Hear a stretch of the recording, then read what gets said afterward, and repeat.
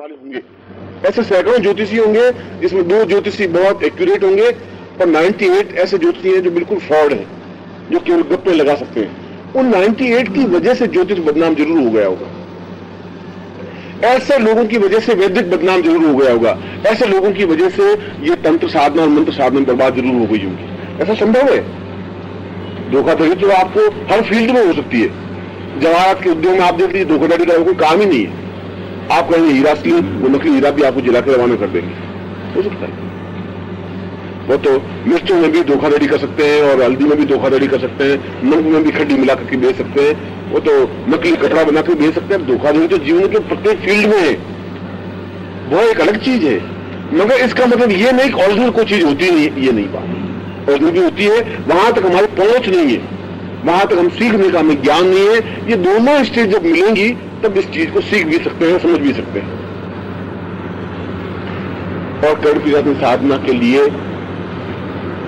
3 चीजों की बहुत ज्यादा आवश्यकता है, क्योंकि आपको कर्ण साधना सिद्ध होनी चाहिए, ये कंपल्सरी है, क्योंकि ये पूरे जीवन को संवारने में, सजाने में आपके लिए हेल्पफुल है। आपका ही नहीं, आपके परिवार की और आपके समाज की भी, आपके आस पड़ोस की भी। उनके मन की बात जान करके, आने वाली विपत्तियों को देख करके उनका अनुकूल रास्ता बता देने की क्रिया भी कर्ण साधना ही की जाती है।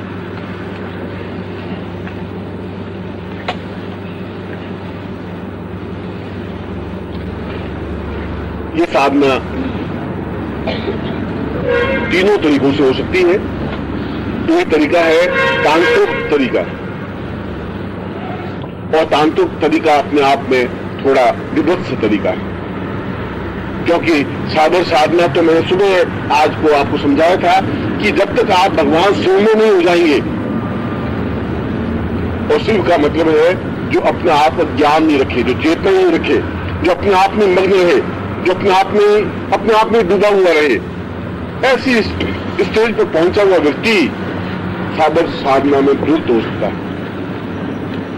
मैं केवल आपको साबर साधना का वह तरीका बता देता हूं जिस तरीके के माध्यम से आप साबर साधना में जल्दी सिद्धि प्राप्त कर सकते हैं, ज्यादा सफलता प्राप्त कर सकते हैं।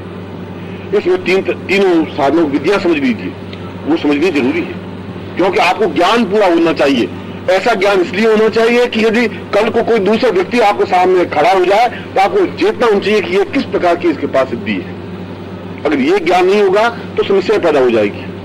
जब वो, मैंने आपको पिछली बार उस भूत के बारे में बताया कि उस व्यक्ति को, वो साधक था, उसको भूत लगा हुआ था,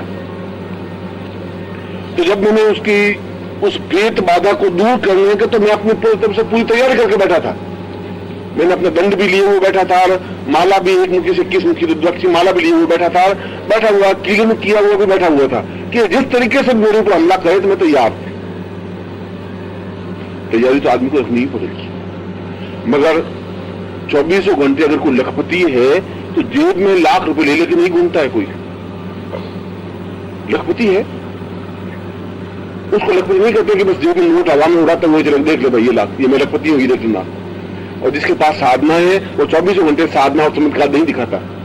मगर आप ये देखिए कि जो बहुत ही फक्कड़ है, जिसके पास पैसे होते नहीं है, वो बिल्कुल मलमल का कुर्ता पहनेगा, 100 का नोट जेब में डाल करके पूरा करके चलेगा, दिखाते हुए कि 100 का नोट जेब में, साला मैं भी मामूली चीज नहीं।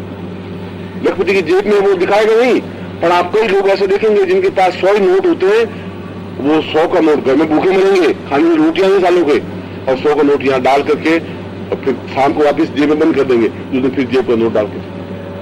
और पान की दुकान पर जाएंगे तो फट्टू खत्म, पान है कि चेंज नहीं है, चेंज नहीं।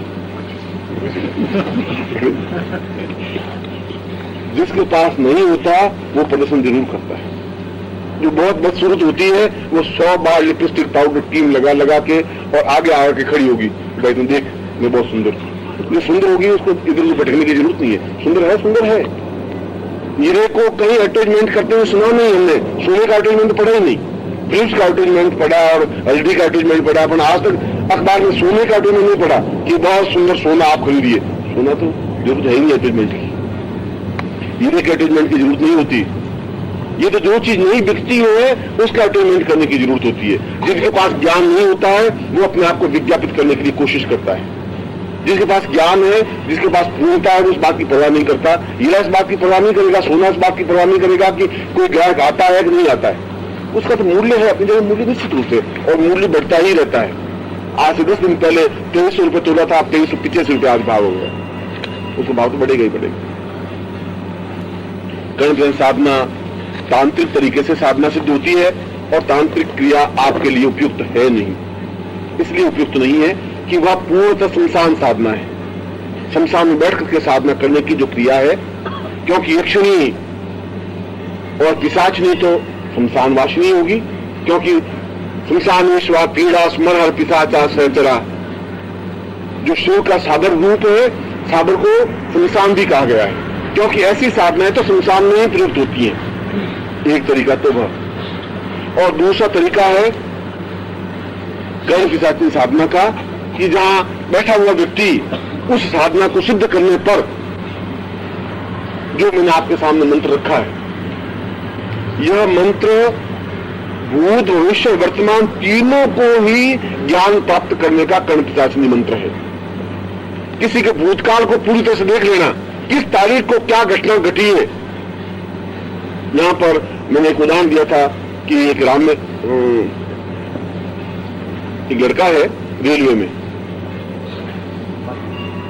रामाकिशन, आप देखेंगे तो वो बहुत ही ऑर्डिनरी आदमी है, खलासी, कोयला चौंकने वाला, और पाजामा सफेद पाजामा पहनता है, और उसकी पहचान ये है कि उसने कोई 20 साल या 25 साल पहले एक साइकिल खरीदी होगी, आज भी वही साइकिल उसके पास में, न तो उसका हैंडल सही ढंग का है, टूटा हुआ हैंडल, नीचे उसकी कोई गुटकी नहीं है, और सोचते गेट के बीच में रख दे तो उसको कोई चुरा के ले जाओ नहीं साइकिल को, ऐसी साइकिल। और उसकी पहचान ये है कि साइकिल के ऊपर जिंदा सांप रखता है, हरदम सांप को पाला हुआ, जैसे कुछ लोग मंदिर पालते हैं, कई लोग कुत्ते पालते हैं, उसमें सांप पाला हुआ, सांप छोड़ के जाता है, साइकिल छोड़ के जाता है, सांप उसके ऊपर बैठा रहता है, बस अब कोई सारा पास में जाओ ही नहीं, और सबको मालूम है कि ये साइकिल रामकृष्ण की साइकिल है, सांप बैठा हुआ है, यह जोधपुर में प्रचलित है, और उसके कर्म पिशाच ने सिद्ध की हुई। वो अगर आपके सामने आवे तो आपके सामने आते ही कहेगा कि अच्छा भाई तुम्हारा नाम ये है, इस नाम से पुकारेगा, और पुकार करके फिर कहेगा कि तुम्हारी पत्नी का नाम ये, तुम्हारे बेटे का नाम ये, तुमने घर से ये खाना खाया, तुम ये सोच रहे हो, तुम्हारी ये काम है, यहाँ पैसा पड़ा है, यूं है यूं, सारी उसके कान में। और कर्म के साथ में बोलेंगे कैसे, ऐसा नहीं, हाँ क्या,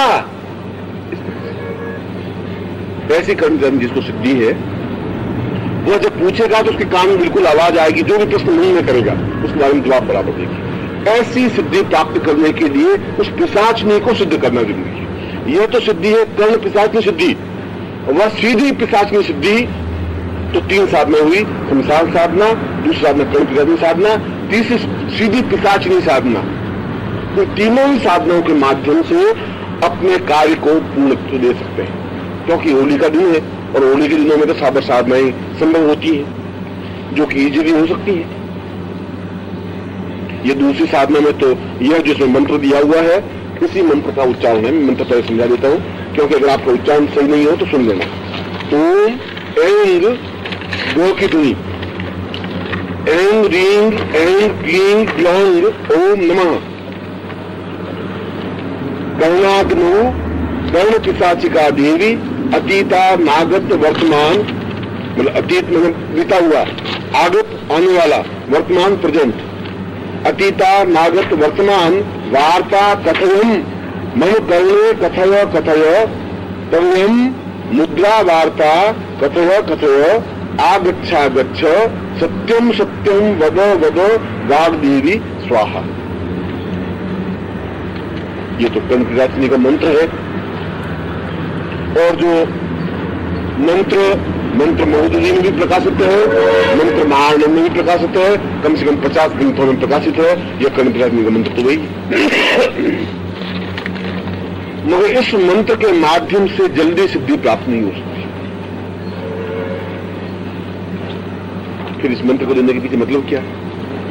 इस मंत्र को देने के पीछे मतलब यह कि यह सेफेस्ट मंत्र है, सुरक्षित मंत्र है। इस मंत्र में किसी प्रकार की आपको तकलीफ नहीं हो सकती। अन्यथा दूसरा मंत्र जो तीक्ष्ण मंत्र है, वह मंत्र तो करने के बाद में आपके सामने कौन को दिन 2 घंटे 2 घंटे 4 घंटे बाद तो उभरेगा ही। वह उभरेगा कि जैसे कोई पिशाचनी के रूप में खड़ी है, और पिशाचनी कैसे होती है उसको भी इसमें वर्णन है। पिशाचनी कैसे होती है इसका आप ध्यान पढ़िए, वो पिशाचनी का स्वरूप है। चिता संस्थान नरमुंड माला विभूषिता मस्थि मणिन कलाब्जयी कीर्तान नरात्रे धरती कुवस्त्राम भजामही कर्ण पिशाचिनीता। ये ध्यान कर्ण पिशाचिनी स्वरूप कैसा होता है, उस स्वरूप को आप समझ लीजिए, तो उस मंत्र को भी समझा दूंगा। वह स्वरूप है चिता संस्थान, पास में तो चिता जल रही है, मुर्दे के ऊपर बैठी हुई है, बहुत ही विभत्स रूप में मुर्दे के सीने के ऊपर बैठी हुई, और ऐसी जगह जहां पास में चिता जल रही है, मुर्दे जल रहे हैं, ऐसे माहौल में चिता संस्थान नरमुंड माला, और गले में मनुष्य खोपड़ियों की मुंडों की माला पहनी हुई है, नरमुंड माला विभूषिता अस्थि मणिन कलाब्जयी, और पूरे शरीर में मनुष्य की हड्डियों से गहने पहने हुए, कानों में भी हड्डियों के गहने, नाक में लौंग है तो हड्डियों सी लौंग, गले में नरमुंड माला, उसके ऊपर खप्पर पहना हुआ, उसके रक्त उससे खून बह रहा है, और हाथों में भी कंगन पहने हुए तो हड्डियों से बने हुए कंगन। चिता संस्थान नरमुंड माला विभूषिता मस्थि, मस्थि मन अस्थि, अस्थि मणिन कलाब्जयी पेतान नरार्त्री धरतीन कुवस्त्राम, बहुत मेले कुचले वस्त्र पहने, कुवस्त्राम मेले कुचले वस्त्र पहने हुए हैं। पेतान नराम, जिसके पास में भूत और प्रेत उसके आसपास भाई बंद बैठे हुए हैं, उसके भी भाई होंगे बहनें होंगी, वो सब पास में है। पेतान नराम, पेतान नराम ते धरतीन कुवस्त्राम भजामही, ऐसी ही कर्ण पिशाचिनी को मैं स्मरण करता हूं। ये इसका है।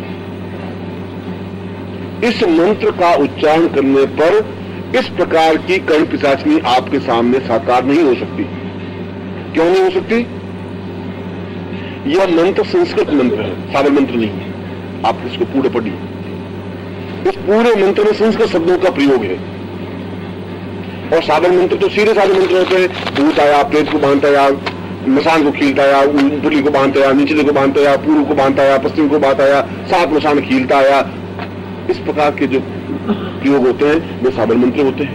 इस मंत्र में साबर मंत्र ही नहीं है। यह मंत्र संस्कृत मंत्र है, और संस्कृत मंत्र के माध्यम से उन्होंने कर्ण पिशाचिनी को सिद्ध किया है। मगर यह मैंने इसलिए दिया है क्योंकि मंत्रों के ग्रंथों में, जितने भी ग्रंथ हैं, उन सारे ग्रंथों में इसी ध्यान, इसी मंत्र को दिया गया है। मगर ये प्रैक्टिकल तो नहीं हुआ, ये तो उन ग्रंथों का उद्यम हुआ। यदि आप अपने घर में मंत्र मूर्ति खरीद लेंगे, वो तो प्रकाशित है, 45 रुपए में मिलती है किताब। उस किताब को जब पढ़ेंगे तब तो ये ध्यान उसमें मिलेगा, उस किताब को पढ़ेंगे तो ये श्लोक मिलेगा, ये मंत्र मिलेगा, और उस ध्यान का इस मंत्र से कोई सीधा संबंध नहीं है। ध्यान तो है कर्ण पिशाचिनी का, और मंत्र है वाग्देवी का। नीचे लिखा है, लास्ट में देखिए, वाग्देवी स्वाहा लिखा, पढ़ लीजिए इसको। कर्ण पिशाचिनी स्वाहा नहीं लिखा हुआ है, वाग्देवी, वाग्देवी तो सरस्वती को कहते हैं। बिल्कुल विपरीत तथ्य है। मैंने उस तथ्य को भी आपके सामने ईमानदारी के साथ रखा है, छुपाया उसको भी नहीं है। आपको मालूम पड़ता ही नहीं क्या मंत्र है, आप तो मंत्र जप रहे और जब कहते।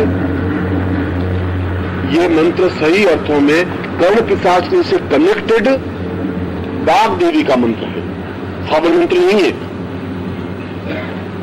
इसलिए इस मंत्र का 1.25 लाख जप करने पर वाग्देवी प्रसन्न हो सकती है। वो ध्यान में जो कर्ण पिशाचिनी का ध्यान है, वो आपके सामने साकार नहीं हो सकती। ऐसा क्यों किया गया?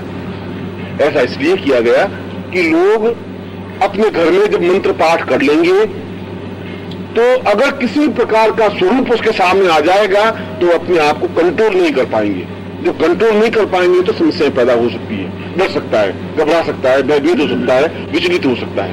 इसलिए सेफेस्टिक, वो बिल्कुल सेफ रहे, इसलिए उस ग्रंथ में इस मंत्र का उद्धरण दिया है।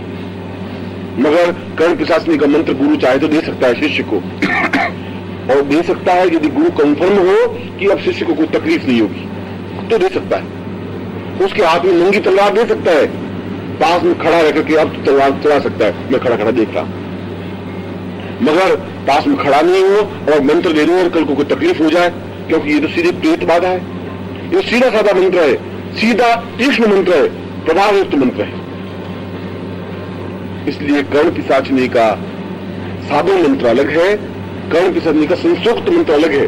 इसको प्रारंभ में कुछ देवज्ञों ने, वशिष्ठ ने भी कर्ण पिशाचिनी सिद्ध की तो उन्होंने इसी मंत्र के माध्यम से सिद्ध की। यदि आपने देखा होगा इसका जो विनियोग किया गया है, उस विनियोग में आप पढ़िए, अस्य कर्ण पिशाचिनी मंत्रस्य पिप्पलाद ऋषि लिखा हुआ, साफ लिखा हुआ है कि इस मंत्र को प्रारंभ करने वाला ऋषि पिप्पलाद था। पिप्पलाद ने इस मंत्र की रचना की और पिप्पलाद के शिष्य वशिष्ठ थे। यो वशिष्ठ ब्रह्मा के पुत्र कहे जाते हैं। सबसे पहले ब्रह्मा ने केवल 7 ऋषियों की रचना की, गर्भ के माध्यम से नहीं, मंत्रात्मक कहा, मंत्रों के माध्यम से जिन 7 स्वरूपों की रचना की उनमें एक वशिष्ठ भी थे, इसलिए उनको ब्रह्मपुत्र कहा गया है, ब्रह्मा का पुत्र कहा गया है। मगर उन दीक्षाली पिप्पल से, और उस पिप्पलाद ने इस मंत्र का प्रारंभ किया। इस मंत्र को यद्यपि उस समय भी कर्ण पिशाचिनी सिद्ध करनी थी उनको, पिशाचिनी सब तो उसमें भी था, ऋषियों ने भी उस साधना को सिद्ध किया है, मगर ऋषियों ने अपनी सीमाओं में रहकर के साधना सिद्ध की। उन्होंने उन तांत्रिक प्रयोगों के माध्यम से कुछ साधकों ने, कुछ ऋषियों ने नहीं की। वशिष्ठ ने भी अगर सिद्ध की कर्ण पिशाचिनी को तो इस मंत्र के माध्यम से सिद्ध की, मगर इस मंत्र को सिद्ध करने के लिए उनको 5 साल या 7 साल या 10 साल लगे। आज के व्यक्ति के लिए 7 साल 10 साल तो संभव नहीं है। वो तो शरीर में आता ही इसलिए 3 दिन में मुझे कुछ सिद्धि मिलनी चाहिए गुरु जी, वो तो ऐसे रूपों में उन संस्कृत मंत्रों के माध्यम से उस सिद्धि को प्राप्त नहीं कर सकते। इसके लिए धैर्य की जरूरत है। ये सेफ जरूर है, इसमें किसी प्रकार तकलीफ नहीं हो सकती और वही सिद्धि प्राप्त होती है जो मैंने कही है, मगर इतना अधिक समय और 1.25 लाख मंत्र जाप करने के लिए दिन भर में आप मुश्किल से 10 माला मंत्र जाप कर सकते हैं। इस मंत्र की जो मंत्र बड़ा है और 108 बार उच्चारण करेंगे तब आपकी 1 माला होगी। 1.25 लाख मंत्र जाप करने में तो बहुत समय लगेगा, मगर यह मंत्र मैंने इसलिए दिया कि हमारे जितने भी मंत्रों के ग्रंथ हैं, जो भी प्रकाशित हैं, जो भी प्रचलित हैं, उनमें कर्ण पिशाचिनी का मंत्र यही दिया है, इसलिए मैंने भी आपका यही मंत्र दिया। क्योंकि मेरा जीवन और आपका जीवन तो शास्त्र सम्मत है, शास्त्र ने जो कहा है वह मुझे स्वीकार करना ही पड़ेगा। मगर यदि गुरु को यह ज्ञान हो जाए कि शिष्य मेरे सामने बैठा है और शिष्य को उस अनुभव गम्य भी चीज, यह तो शास्त्र गम्य चीज है, शास्त्रों ने जो बताया वो बताया है, मगर शास्त्र के बताने में और अनुभव में 1000 मील का अंतर होता है। व्यापार कहना और व्यापार करने में हजारों मील का डिफरेंस होता है। जब व्यापार में आप घुसते हैं तो मालूम पड़ता है कितनी प्रॉब्लम्स आती है। तो क्या है, अरे नौकरी नहीं करेंगे, व्यापार करेंगे, तो व्यापार ऐसा थोड़ी होता है। व्यापार तुम्हारे कहने से व्यापार थोड़ी हो जाएगा। व्यापार करने के लिए बहुत जोर लगाना पड़ता है। नौकरी में तो खून ऊपर से नीचे की तरफ बहता है और व्यापार में खून नीचे से ऊपर की ओर बहता है, उल्टा। 24 घंटे उसको तनाव, टेंशन, प्रॉब्लम्स क्रिएट करने पड़ते हैं, तब व्यापार होता है। इतना आसान व्यापार नहीं होता। कोई काम कह देना बहुत आसान होता है, किसी काम को करने में जो अनुभव होते हैं वह उन्हीं व्यक्तियों को ही मालूम होते हैं। सन्यासियों को मालूम है कि सन्यास जीवन कितना दुखी है, कितना सुखी है। गृहस्थों को मालूम है गृहस्थ में प्रॉब्लम क्या है। वो कहता है बच्चे क्या चाय के लिए रो रहा है, और गृहस्थ है छोड़ दे, कुछ नहीं है, आजा मेरे पीछे। महाराज ऐसे कैसे आ जाऊंगा, पीछे छोटी छोटी बच्चियां शादियां करनी, आपको वहां पर लंगूट लगाए हुए अभी रवाना हो जाएंगे, मुझे मालूम है क्या प्रॉब्लम्स है। उनको मालूम है नहीं, वो तो भगवान कपड़े पहने हुए, खप्पर खाया हुआ, मौज मस्ती मारी हुई, उनको क्या मालूम कि बच्चे चल कहोगे, कुछ नहीं। ऐसा होता नहीं, उनको अनुभव नहीं है। क्योंकि अनुभव आप लोगों को है कि गृहस्थ जीवन कितना डिफिकल्ट है, उन सन्यासी को मालूम नहीं हो सकता। और आपको ये मालूम नहीं हो सकता कि संन्यास जीवन कितना सुखी और दुखी है। इसलिए कर्ण पिशाचिनी का कह देना और कर्ण सिद्ध करवा देने में 1000 मील का डिफरेंस है, क्योंकि यह केवल शास्त्रों की बात है और शास्त्रों की बात से व्यापार को कह देने से व्यापार को कर देने में बहुत अधिक अंतर है। मैं कहता हूं रोटी बनाइए, रोटी बना दीजिए, रोटी बना दीजिए कहने में रोटी बनाने में बहुत बड़ा अंतर है। आप कभी चूल्हे के पास बैठिए, आप रोटी बना ही नहीं सकते, अभ्यास नहीं है। या तो तिरछी बन जाएगी या लंबी बन जाएगी या टेढ़ी बन जाएगी या पंचकोण बन जाएगी, गोल रोटी बनी नहीं सकती, नहीं संभव है आपसे। और वो लेडी आपकी पत्नी और आपकी बहन और बेटी को देख लीजिए, आटे में रख देगी, यह करेगी, फटाक बोल रोटी करेगी, उनकी साधना है। इसलिए आप जो कुछ कहें वह हो जाए ऐसा संभव नहीं होता। अनुभव दूसरी चीज है, क्योंकि कर्ण पिशाचिनी का अनुभव दूसरी है और मेरा अनुभव यह है कि इस मंत्र के माध्यम से कर्ण पिशाचिनी को सिद्ध तो किया जा सकता है और वह सुरक्षित भी है, उसमें सफलता भी मिलती है, मगर इसके लिए 1.25 लाख मंत्र जप अनिवार्य है। यह तो हुआ एक पक्ष, मगर इसमें किसी प्रकार का खतरा नहीं है, किसी प्रकार की तकलीफ नहीं है।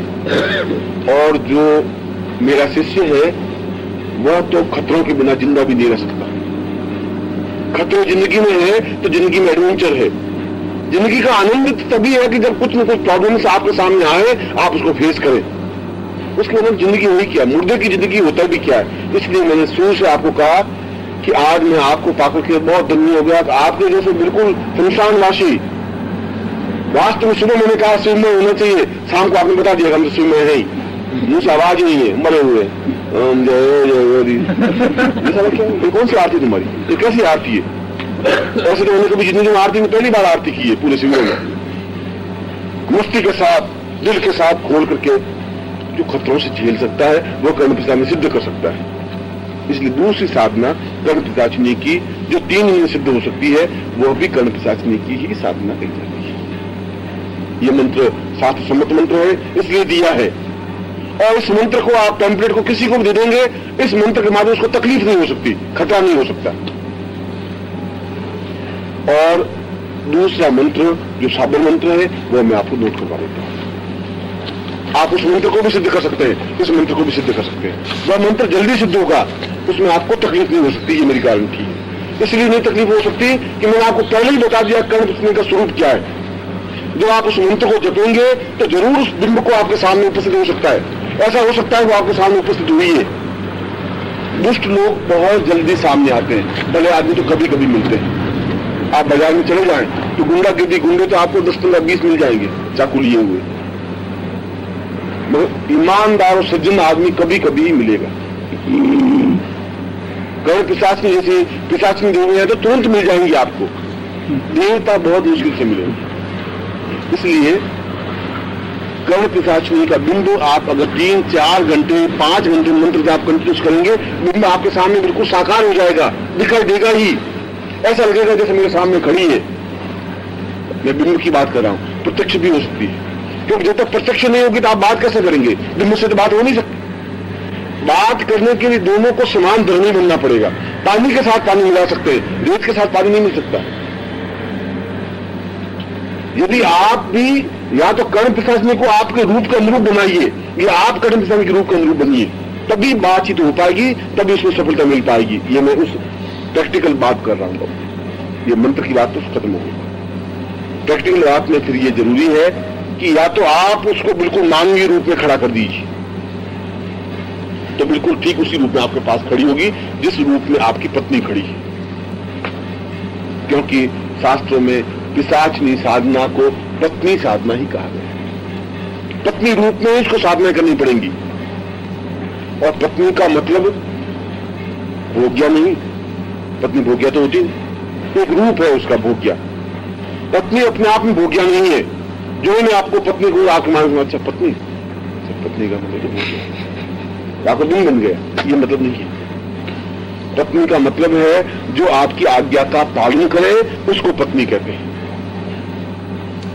और जो आपकी आज्ञा का पालन नहीं करे उसको रणचंडी कहते हैं। अपने घर में रणचंडी है, अपने घर में पत्नी है, उसको तो कल्पना की जा सकती है। आप काम करें वो करें नहीं, कभी सिर का बहाना बना करके टसके करके सोती रहे, बाप क्या करोगे? आपको खाना बना, वो सिर दर्द बहुत है। अब इसका तो कोई साइंस में भी कोई इक्विपमेंट है ही नहीं जो बता सके सिर दर्द है। सिर दर्द और पेट दर्द का तो कोई अभी औजार बना ही नहीं जो बता सके कि पेट दर्द है कि नहीं है या सिर दर्द है कि नहीं है। अब वो कर जाएगी, बस क्यों क्यों करने लगेगी सिर दर्द है। अब आप उसके बाम मरिए, कुछ भी करिए, सिर दर्द तो होगा तो दूर होगा ही नहीं। कर्ण पिशाचनी साधना के लिए या तो आप उस पिशाचनी के रूप में चले जाएं, और पिशाचनी रूप उसको कहते हैं जो ऊपर के श्लोक में वर्णित है, ध्यान में वर्णित है। नरमुंड मालाम चितासनस्थाम नरमुंड माला, जो शमशान में बैठ सकता है, जो मुर्दे के सीने पर बैठ करके मंत्र जाप कर सकता है, जो पास में चिताएं जल रही हैं और बैठा हुआ है, जो नरमुंड माला धारण कर सकता है, और जो कुवस्त्र पहन करके भी मस्ती में रह सकता है। और सीधा इसका स्वरूप आप भगवान शिव का स्वरूप देख लीजिए, चितासनस्थान, चिताओं के पास में बैठने वाला, शमशान में बैठने वाला, नरमुंड माला, उसकी नरमुंड माला पहनी हुई है, कुवस्त्राम, उसके पास तो एक लंगोट लगाई हुई है, मच्छाला पहनी हुई है, बस में लगाई हुई है, मस्ती के साथ बैठा हुआ है। या तो आपको शिव में बनना पड़ेगा उस जगह पहुंच करके, यह डिफिकल्ट, ये संभव नहीं है। संभव इसलिए नहीं है कि गृहस्थ के लिए शमशान में जाकर के बैठना और उन सारे बिंबों को देखना सामान्यतः संभव नहीं होता। या फिर उस कर्ण पिशाचनी को आपके अनुरूप बना दे जैसे आप हैं। दोनों स्टेज में से कोई, या तो आप उसको अपने लेवल पे ले आए या आप उसके लेवल पे चले जाएं। आप उसके लेवल पे चले जाएं, ये इजी है। उसको आपके लेवल में बनाना डिफिकल्ट है, मगर डिफिकल्टी भी हल की जा सकती है। और उस कर्ण पिशाचनी को आपके अनुरूप बनाने के लिए एक मंत्र है, साधन मंत्र, पहले वो नोट करवाता हूं। उसको नोट करने से तो ये होगा कि वो आपके सामने आके खड़ी होगी, आपको उसके सामने जाके खड़ा होने की जरूरत नहीं है। इसको थोड़ा अंतर समझना पड़ेगा आपको। या तो आप उसके सामने जाके खड़े हो या आप उसको अपने सामने जाके खड़ी कर दें, और उसमें किसी प्रकार की आपत्ति नहीं है, किसी प्रकार का भय नहीं है, किसी प्रकार की तकलीफ नहीं है, किसी प्रकार का तनाव नहीं है। आपको नुकसान नहीं पहुंचा सकती, कोई पहुंचा नहीं सकता। और ये तो हनुमान जी को आप याद करें, हनुमान जी को नुकसान पहुंचा सकते हैं। हनुमान जी का स्वरूप भी बड़ा विभत्स है, बहुत भयंकर है। हाथ में पत्थर लिए हुए, गदा लिए हुए, राक्षसों को विलीन करने वाले, उनके सीने को फाड़ के खून पीने वाले, हनुमान जी का स्वरूप ऐसा है। हनुमान का सारा शरीर रक्त में है, इसीलिए रक्तिम कहा गया है। लाल देह लाली रसे अधूरी लाल लंगूर वज्र देह दानंद जय जय जय कपिशूर। लाल देह है उनकी तो, और लाल देह है रक्तिम रूपा। जब वो खून पी करके तृप्त हो जाते हैं तब उनका शरीर लाल सुख हो जाता है। ऐसे कोई हमने हनुमान कहा, ये तो वो भी अपने इसी रूप में है। शिव भी इसी रूप में शमशान में नरमुंड माला पहने हुए चितासनस्थान बैठे हुए। हमारे देवता भी उसी रूप में हैं, इसलिए उसमें घबराने की जरूरत नहीं है। क्योंकि मेरी साधनाओं में ऐसी प्रवृत्तियां नहीं है, चाहे वो शिव साधना हो, चाहे वो हनुमान साधना हो, चाहे भैरव साधना हो, और कोई किसी प्रकार की, चाहे महाकाली साधना हो। आप महाकाली के स्वरूप को देख लीजिए, उसके पांव सीने के ऊपर टांग रखी हुई खड़ी है, नरमुंड माला पहनी हुई, हमने तो उसको देवता माना है।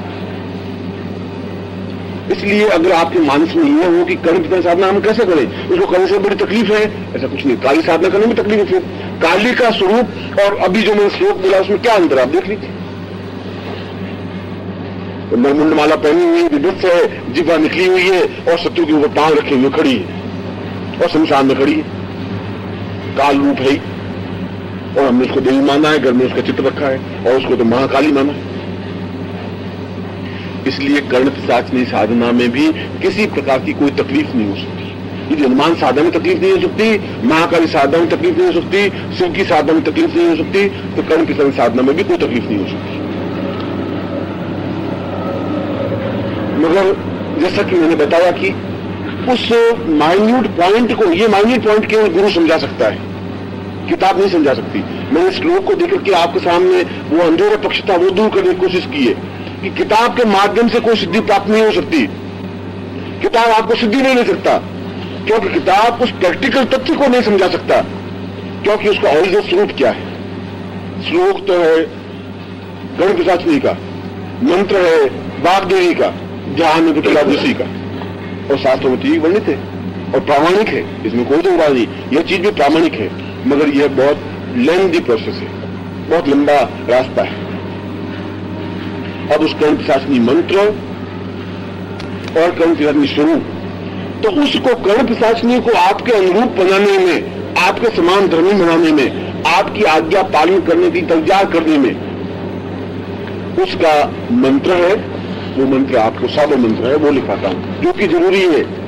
और इस शर्त के साथ है कि आप इस मंत्र को मेरे बिना आज्ञा के दूसरों को नहीं समझाएंगे। इस शर्त के साथ किसी को भी, दूसरे साधक को या दूसरे शिष्य को आप घर जाकर के आप तब तक नहीं बताएंगे जब तक मेरी परमिशन नहीं मिलेगी। ये और बता देंगे, इस प्रकार संभव नहीं है, ये उचित भी नहीं है। मंत्र लिखिए।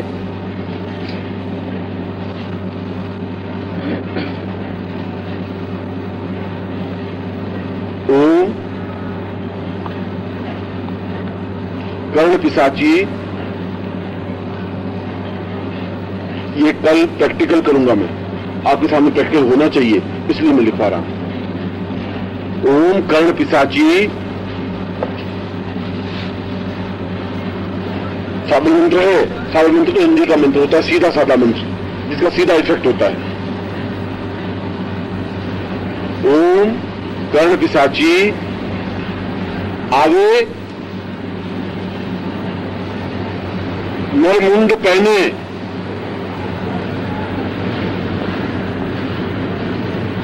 चिता सजावे, पर मेरो कार्य करे,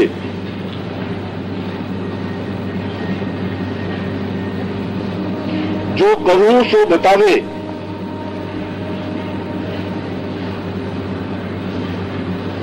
पत्नी बन सेवा में रहे, जो न रहे तो अंजनी पुत्र पवन सुत की दुहाई,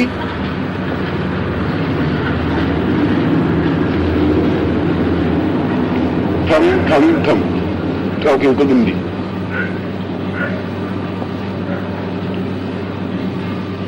यह कर्ण पिशाचिनी मंत्र नहीं है, यह तो कर्ण पिशाचिनी को आपके अनुरूप बनाने का मंत्र है, आपके सामने आने का मंत्र है, आपका काम करे इसकी आज्ञा है ये मंत्र। तो ये कर्ण पिशाचिनी का मंत्र साबल मंत्र नहीं है। यह जो मैंने लिखवाया है और साबल मंत्र सीधे साधे सरल भाषा में होते हैं। मैं आपको उदाहरण दूं कि यदि आप मेरे से 25 कदम दूर बैठे हैं, 50 कदम दूर बैठे हैं और और मैं आपको एकदम से आपकी बहन की गाली देता हूं, बहुत गंदी गाली, आपकी मां की गाली आपको देता हूं, जो ही गाली देता हूं आपको सीधा एकदम क्रोध आ जाएगा और हाथ में आपके पास पत्थर होगा तो मुझे पीटने के लिए आप पत्थर उठा लेंगे। स्वाभाविक है, अगर मैं आपका परिचित नहीं हूं, केवल गुरु हूं या गुरु भी नहीं हूं, सामान्य आदमी हूं, और जो ही गाली दूं, सड़क पे खड़ा और मैं आपका गाली दूं तो गाली देते ही आपको क्रोध आ जाएगा, क्रोध आते ही सीधा मेरा कॉलर पकड़ लेंगे। मैं तो आपको 10 फीट दूर खड़े मैं तो कुछ मंत्र बोल रहा था, आपको क्रोध कैसे आ गया? और वो गाली तो मैं संस्कृत में बोला ही नहीं, कोई मंत्र तो था ही नहीं, ओम ह्रीं क्लीं चामुंडा विचे तो नहीं बोला मैं तो सीधी सादी शब्दों में बोला और सीधे साधे गाली जो बोली, मां की गाली बोली और गाली बोलती आपको क्रोध आ गया और मेरा उद्देश्य आपको क्रोध पैदा करना था। मेरे कहने का तात्पर्य है कि सीधे साधे शब्दों में भी मनोवांछित कार्य करवाया जा सकता है, वो भी मंत्र है, वो गाली भी अपने आप में मंत्र शब्दों का एक संगठन है जिसके माध्यम से आपको मैंने क्रोध पैदा किया। और कभी सम्मेलन हो रहा है, हास्य कभी सम्मेलन हो रहा है और 10,000 लोग 5,000 लोग बैठे हुए हैं, मंच पर कवि बैठा हुआ है और वो कविता सुना रहा है और आप हंस रहे हैं, बैठे बैठे खिलखिला रहे हैं, वो तो आपको गुदगुदा नहीं रहा है, मन शरीर को स्पर्श कर रहा है, मगर वो मंत्र बोल रहा है, आपने उसको कविता कहा है, मैं उसको मंत्र कहता हूं, कोई डिफरेंस है। और उसके माध्यम से आप हंसने लग जाते हैं। एक मंत्र के माध्यम से आपको मैंने क्रोध दिलवाया है, दूसरे के माध्यम से मैंने आपको हंसवाया है। और तीसरा, यदि आप पिक्चर में बैठे हो और एक माँ है, उस माँ का जवान बेटा मर जाता है और जवान माँ की बेटी को लेकर के वो गाना गाती है, और गाना गाती है, आप देखेंगे तो औरतें सुबकने लग जाती हैं, पीछे बैठी रोने लग जाती है, आपकी आंखें भी भीग जाती हैं। उस गाने का वो गाना नहीं है। और तीसरा मंत्र है जो आपकी आंखों में आंसू ले आता है। सीधे साधे हिंदी में बोल रही है, संस्कृत में कोई मंत्र नहीं बोल रही है। किसी भी प्रकार के शब्दों का संयोजन को मंत्र कहा जाता है, वह चाहे संस्कृत में हो, वह चाहे हिंदी में हो। उस समय संस्कृत आम बोलचाल की भाषा थी, इसलिए सारे मंत्र संस्कृत में रचे गए। गोरखनाथ के समय में आम बोलचाल की भाषा हिंदी थी, इसलिए हिंदी में मंत्र रचे गए। मंत्रों के प्रभाव में कोई अंतर नहीं होता, वह चाहे संस्कृत हो, वह चाहे प्राकृत हो, वह चाहे हिंदी का हो। इसलिए यह मन का कंफ्यूजन निकल जाना चाहिए कि ये तो मंत्र सीधा साधा है, संस्कृत का है। संस्कृत मंत्र नहीं होता, गाली संस्कृत में नहीं बोली जाती। गाली तो सीधी संस्कृत में बोलेंगे तो सामने वाले को इफेक्ट होगा ही नहीं। सामने वाले इफेक्ट तो आप सीधी माँ की गाली धड़ाम से चेपेंगे तो वो सीधा आपको कॉलर पकड़ देगा। इसलिए गाली में फोर्स होना चाहिए। आप मरी हुई भाषा में गाली बोलेंगे तो कुछ होगा भी नहीं। अगर कहेंगे साला तो बहुत क्रोध साले देख लूंगा तुम भी क्या, अभी जो बोलेंगे तो वो सीधा सामने खड़ा हो जाएगा, देख ले, तुम भी देख ले साला, मैं देख लेता हूं तुझे। अब अच्छा साले साले बोलने में भी आपको फोर्स होना चाहिए, इफेक्ट होना चाहिए। अब मरे हुए साले साले क्या होगा? आप जो कुछ पैदा करना चाहते हैं उसमें भावना वह हो नहीं सकती। उसी फोर्स में यदि आप नहीं करेंगे तो साधक मंत्रों का भी एक फोर्स होता है, प्रभाव होता है, वह हिंदी में हो चाहे संस्कृत में। इसलिए कोई संस्कृत में ही मंत्र हो, ये कंफ्यूजन आपके मन का निकल जाना चाहिए। संस्कृत में भी हो सकता है, प्राकृत में भी हो सकता है, हिंदी में भी हो सकता है। यह जो मैंने आपको मंत्र दिया है, यह गोरखनाथ प्रणीत मंत्र है। गोरखनाथ इस मंत्र की रचना की और गोरखनाथ ने उस कर्ण पिशाचिनी को अपने सामने अपने अनुकूल बनाने के लिए इस मंत्र की रचना की थी। यदि आप शादी करके लड़की को लाते हैं तो उसको सास समझाती है कि बेटा हमारे घर की मर्यादा यूं है, हमारे घर में घूंघट निकालना पड़ता है, बड़े आवे तो घूंघट निकाल के बात किया कर, और सास ससुर बैठे हो तो पति से बात नहीं की जाती है, ये हमारी घर की मर्यादा है, उसको समझाना पड़ता है। और इस मंत्र के माध्यम से भी कर्ण पिशाचिनी को अपने अनुकूल बनाना पड़ता है कि मेरे घर की, मेरे शरीर की मर्यादा ये है, मैं ये हूं, तुझे ये काम करना है और मेरी पत्नी बन करके कार्य करना है। पत्नी का मतलब तो जो मैं कहूंगा वो तुझे करना है, और मेरी सारी स्थितियों को ध्यान रख करके, जैसी मेरे तेरे बाप के पास बहुत माल मता होगा तो तू हलवा खाती होगी, यहाँ पर तो तुझे बाजरी का सोगरा बनाना है, क्योंकि मेरे घर की मर्यादा बाजरी का सोगरा खाना है। इसलिए पत्नी का अर्थ यह है, इसलिए इसने शब्द पत्नी दिया है। पत्नी का मतलब है अनुचरी, मेरे प्रकृति के अनुकूल तुम्हें चलना होगा, जो मैं कहूं वह तुम्हें करना होगा, अपनी मनमर्जी तुम नहीं कर सकती। इसलिए इसने पत्नी शब्द दिया है।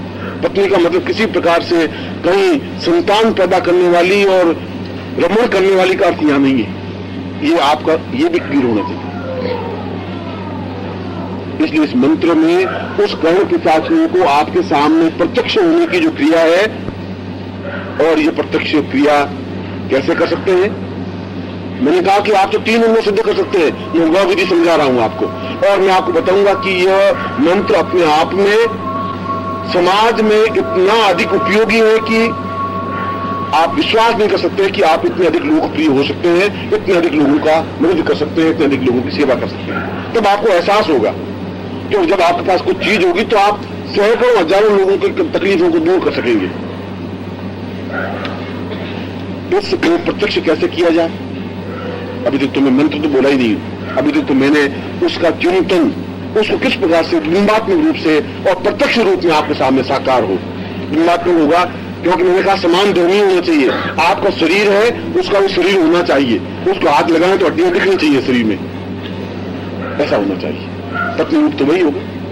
कल्पना में तो आप आंखें बंद करके कि अच्छा तेरे बाल क्या हैं कि तेरे घटा गिर गई है, अब उससे तो कुछ तस्वीर तेरे दिल मेरा बहला नहीं सकेगी भैया, वो जो साल सामने होगी तो कुछ दिल बहलेगा, और तस्वीर में ख्यालों में खोए हुए हैं और तेरी घटाएं गिरी तो गिरती रहेंगी घटाएं, उससे कोई फर्क पड़ेगा नहीं। तो बिंबात्मक रूप से अगर आप उसको देखेंगे तो कुछ फर्क पड़े काम होगा नहीं, वो तो प्रत्यक्ष होनी चाहिए सामने साकार। जैसा आपका शरीर है, जैसे आपके नेत्र हैं, कान है, हाथ है, पांव है, ठीक उसी रूप में, उस रूप में कर्ण पिशाचिनी को सामने साकार करने का यह मंत्र है। मगर उसकी विधियां भी तो होंगी, केवल मंत्र से तुमको साकार नहीं हो। वह विधि क्या है वह भी समझ लीजिए।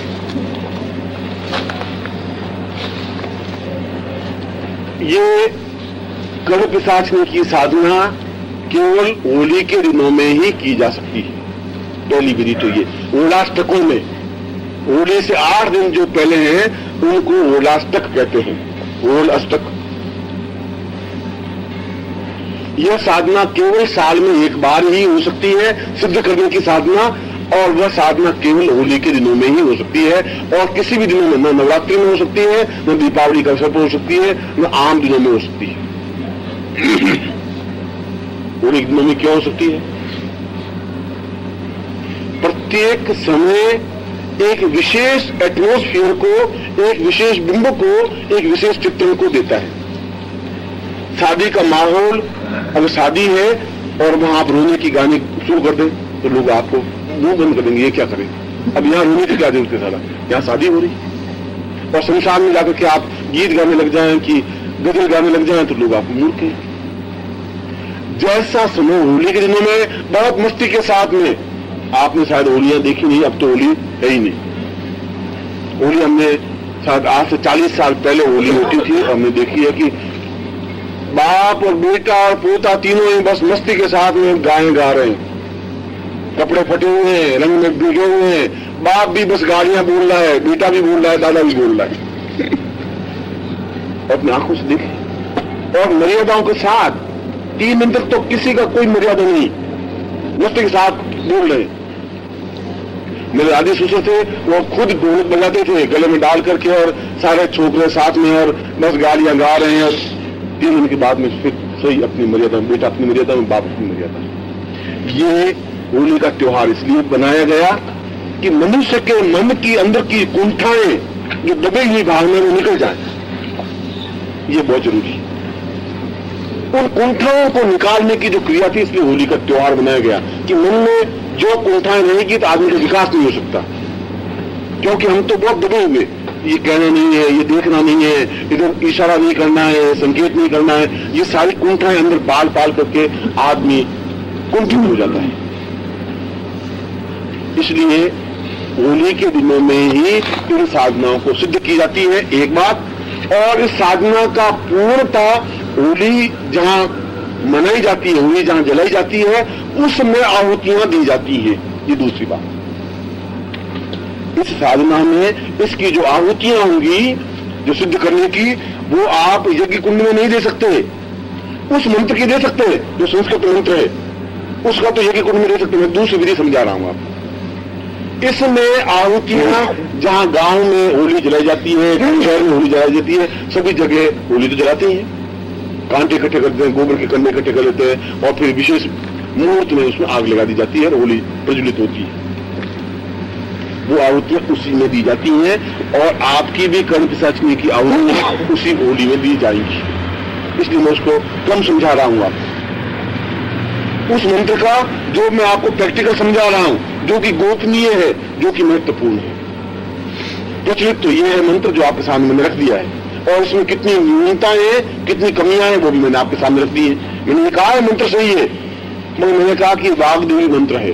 मैंने ये कहा कि ऊपर ध्यान तो कर्ण पिशाचिनी का है, विनियोग पिपलाद का है, और मंत्र संस्कृत का है, और नीचे वाग्देवी नमः लिखा हुआ है।